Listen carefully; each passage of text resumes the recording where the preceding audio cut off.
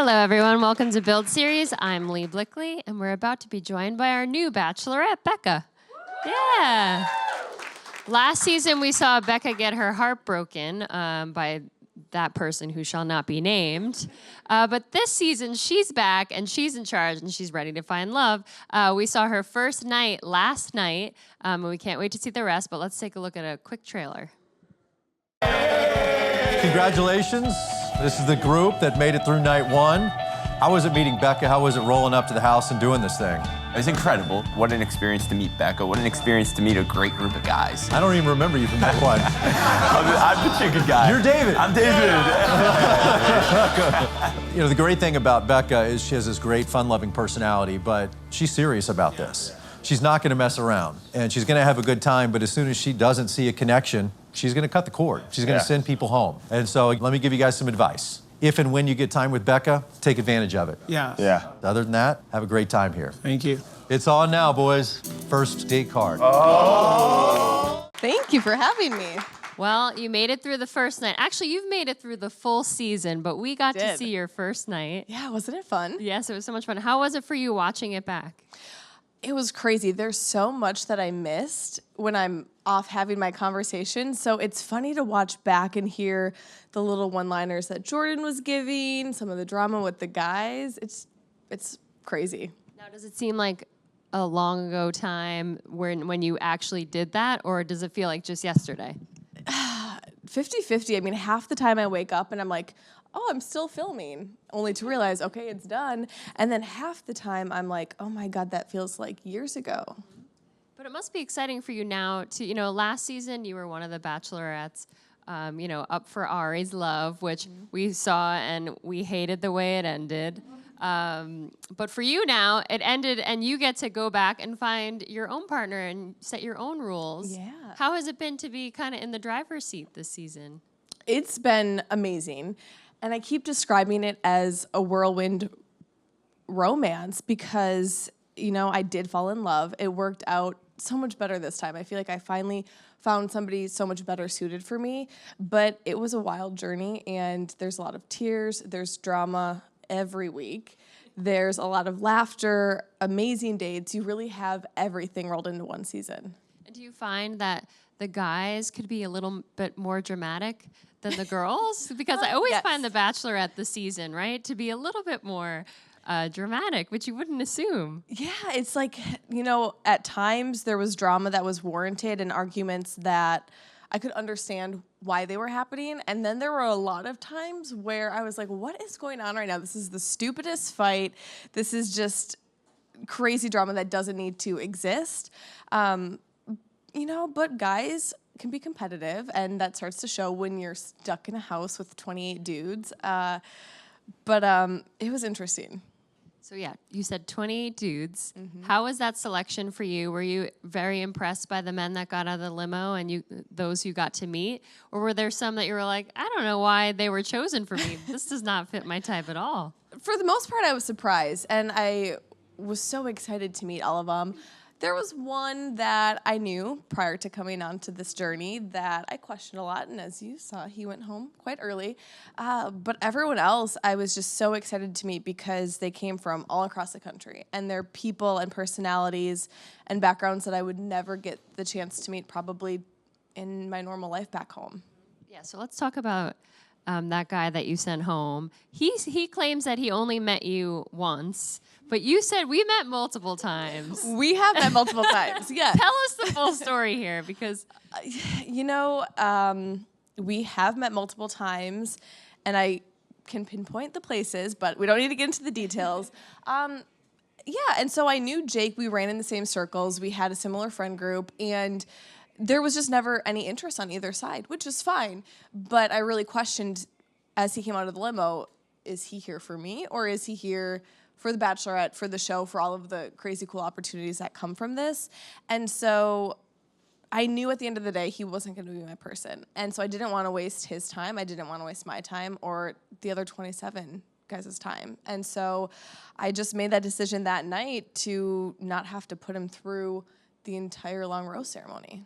And I think everybody was really appreciative to see you to be that kind of bachelorette, because now we know that you're not messing around. You're not going to just let guys stay just to let them stay. You're going to let them go if you feel like something's off. Yeah. Is that kind of how you went about the season? Is to, if your antennas were up or something was off, you'd just send them home? Right.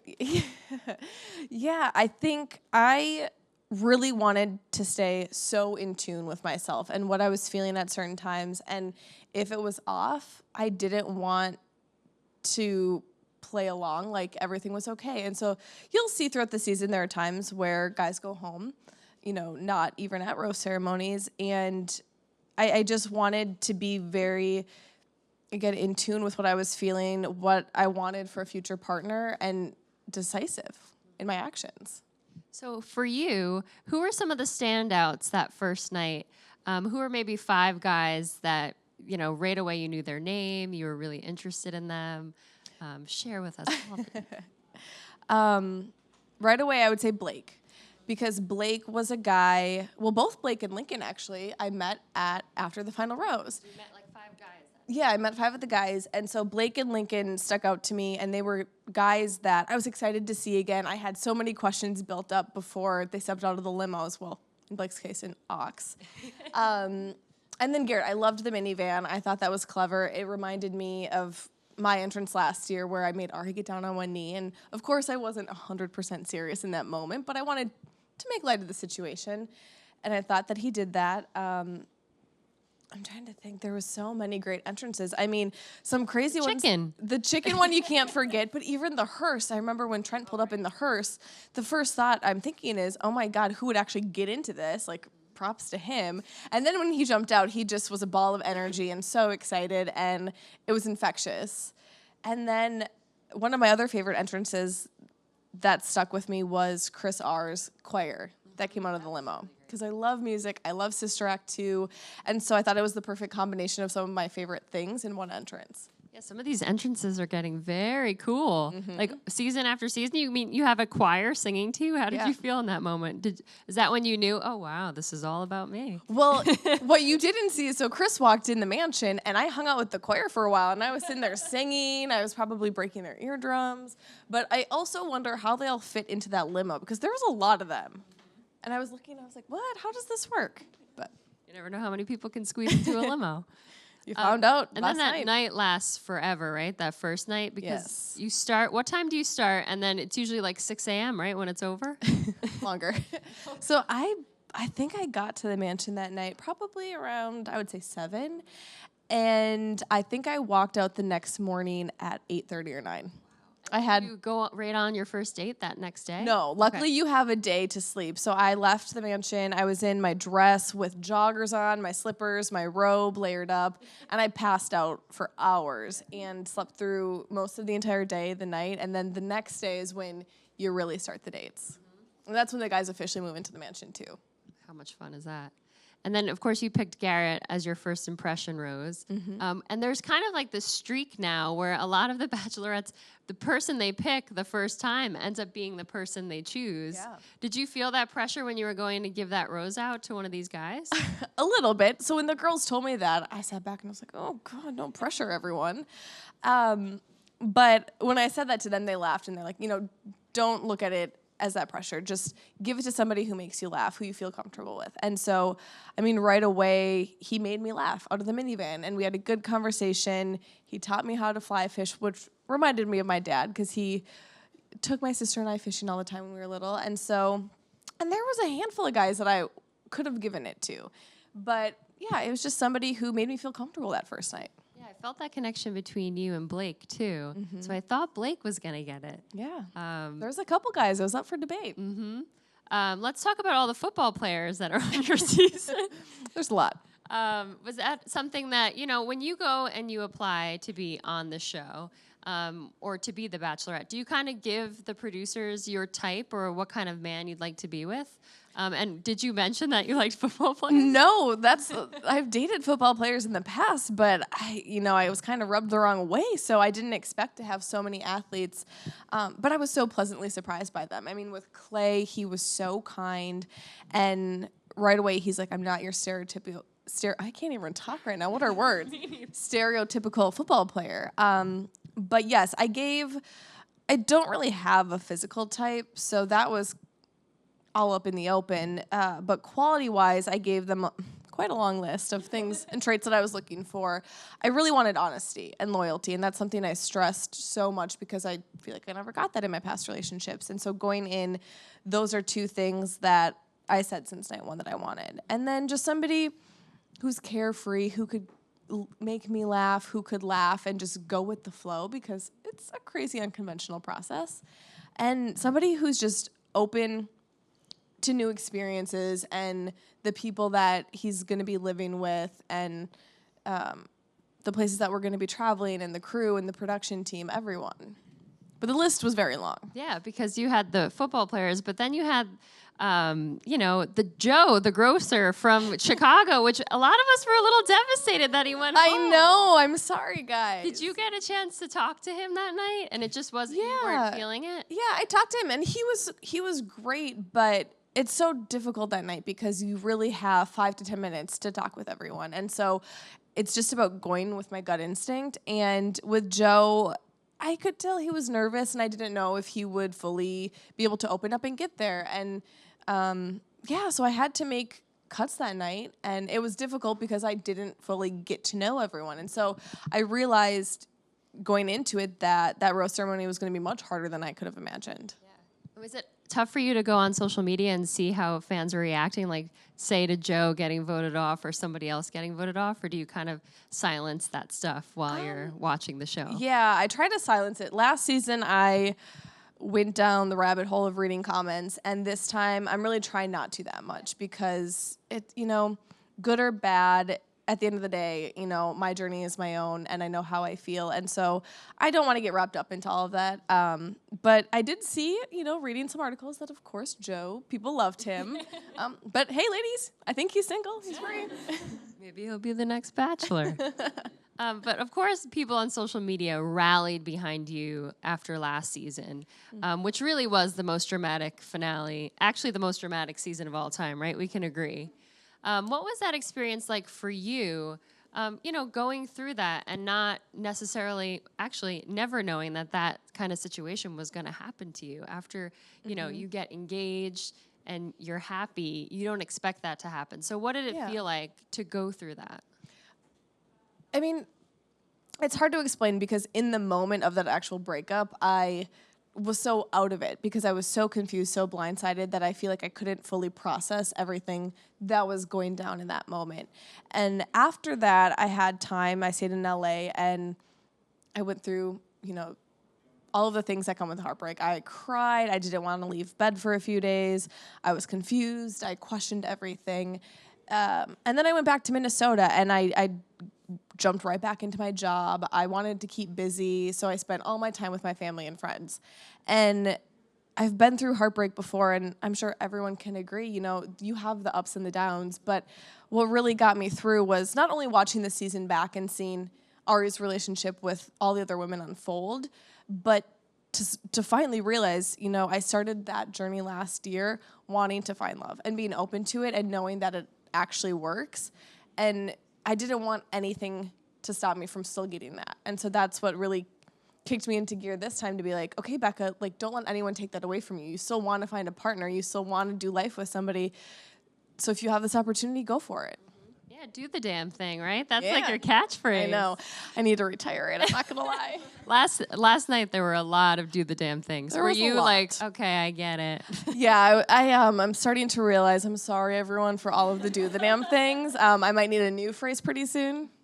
But when they called you and said, would you consider being the Bachelorette, were you hesitant at first? Or like you said, were you just ready, I'm not going to let this get me down. I still want to find love and I'm going to go for it? Or was it a tough decision to make? I had some time to think on it. Honestly, I had about a month where it was being talked about, where I had time to make the decision. And so I talked a lot with my family and friends on if I was ready, if this is something I wanted to go through again. Did I want to put myself out there even more so to potentially have what happened last time around happen again?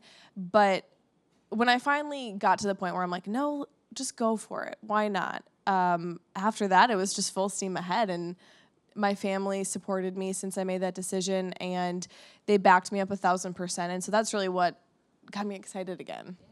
And you are happy, right? You did find the one. I did. I'm so happy. When you went through your season, what were some of the things that you wanted to experience that maybe you didn't experience the first time? So did you tell, producers, maybe I want to go here or here, or is that already kind of decided for you? Yeah, the destinations are pretty much set in stone, and so, which I love because I don't find out where we're going until the night that I tell the guys, which is kind of fun because we're learning together.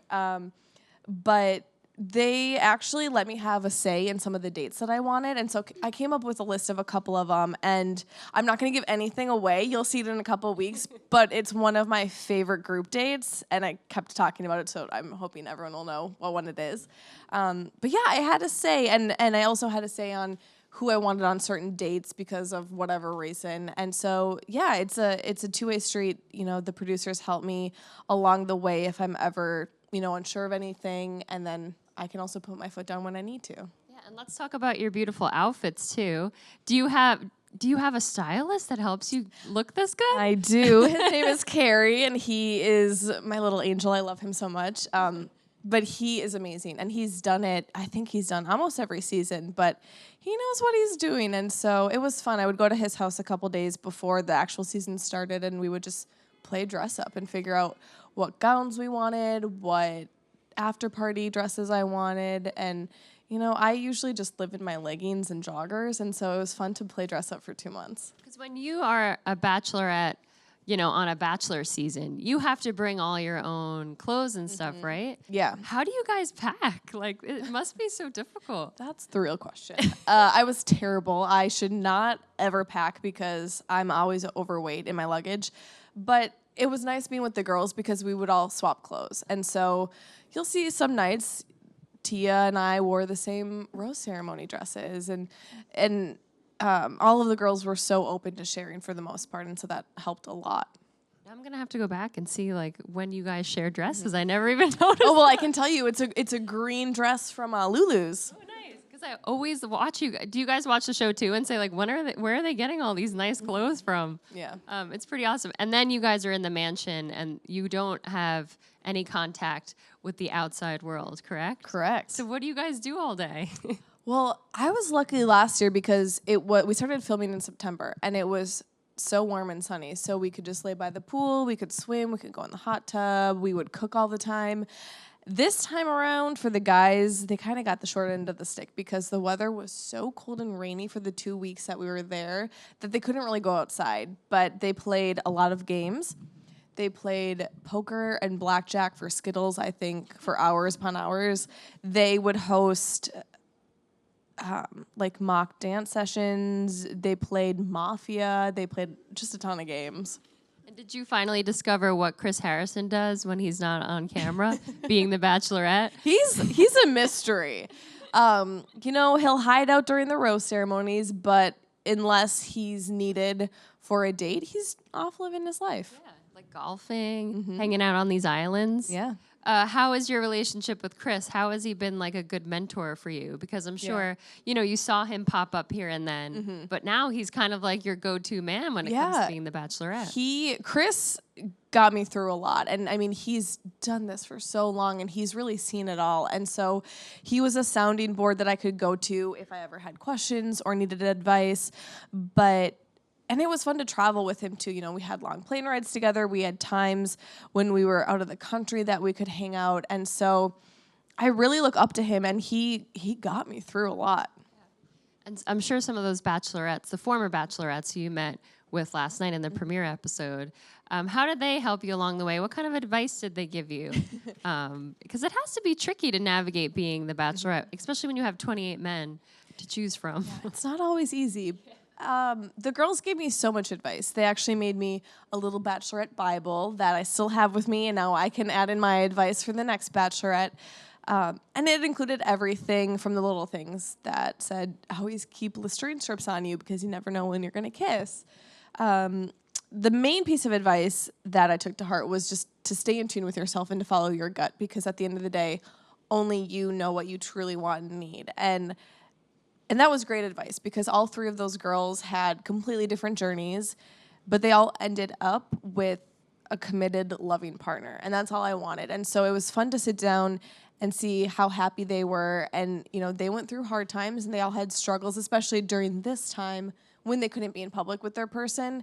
But they made it through. And I'll still talk to them and they'll reach out and say, you know, if you ever need advice or just to talk or to vent, we're here.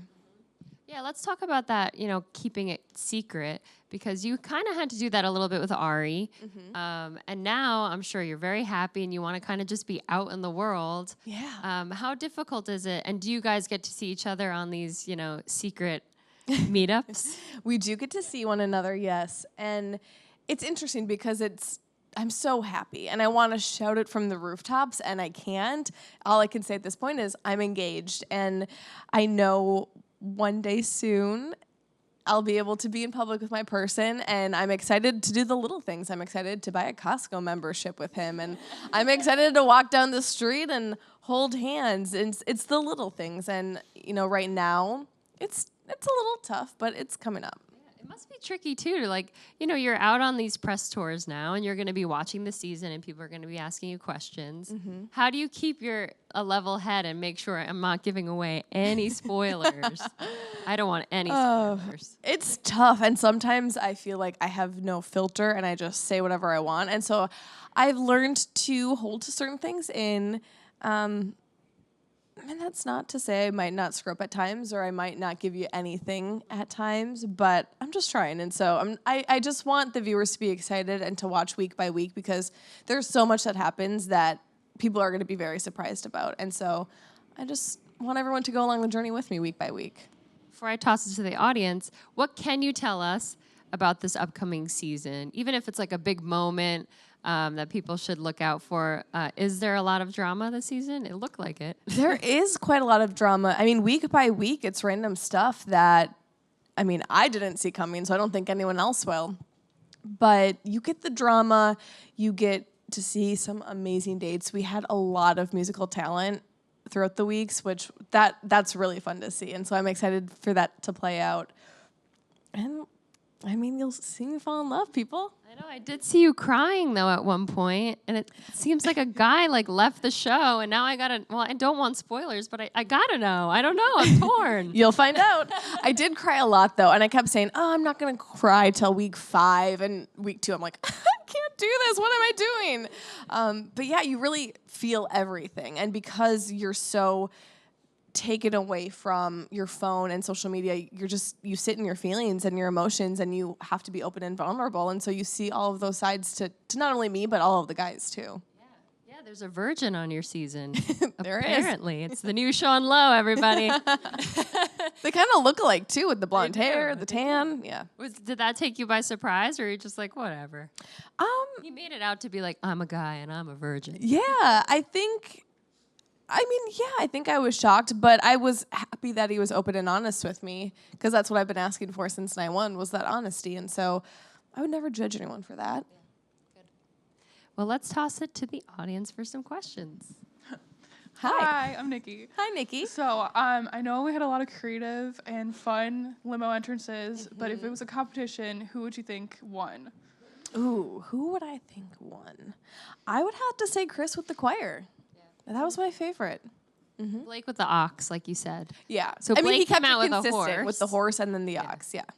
And I love animals, so can't go wrong. Yeah. Who's next? Hi, Becca. Hi. I'm Nemo, my nickname because my name's too long, but I was Hello, just, Nemo. I was just wondering, I know one of your favorite celebrities is Michael Strahan, so I was just wondering, how'd you feel seeing him? Oh my gosh. I met him today. He kissed my cheek and I about died and went to heaven, you guys. I cannot tell you how excited I was to see him. And he was so sweet. And he told me he was nervous. I was like, what? Stop. Don't. He's your crush, right? Because he's my crush, yeah. Another he was football so player. sweet, though. Another football player, yeah. All right, one last question. Hi. I've been wanting to meet you for so long. Brett, nice to meet you. No, so my question is, the Louis Vuittons you got, are those still in your closet? Are they just like saged down? Or do they have to be like thrown off a cliff or something The like shoes are still in my closet. They're in their nice little red suede bags. Yeah, and I haven't been home, honestly, in forever to see them. I'm sure my friends have keys to my place, so I'm sure that they play dress up with them. But yeah, they're still there. They're not that comfortable, though. I mean, They look yeah, good, but they're not comfy. That's fair. They would match like Yeah. the get up. I know. I should have brought them out for this. Don't we all want Louis Vuitton? Well, thank you so much for being here. I hope everyone watched last night. If not, you can watch it on demand because it's really good. But so we'll see you all through the summer, right? On Monday nights? Monday nights. Well, thank you so much. And we're so excited to see your you. journey. I'm happy you're happy. Thank you. You guys are so sweet. Thanks. It's been fun.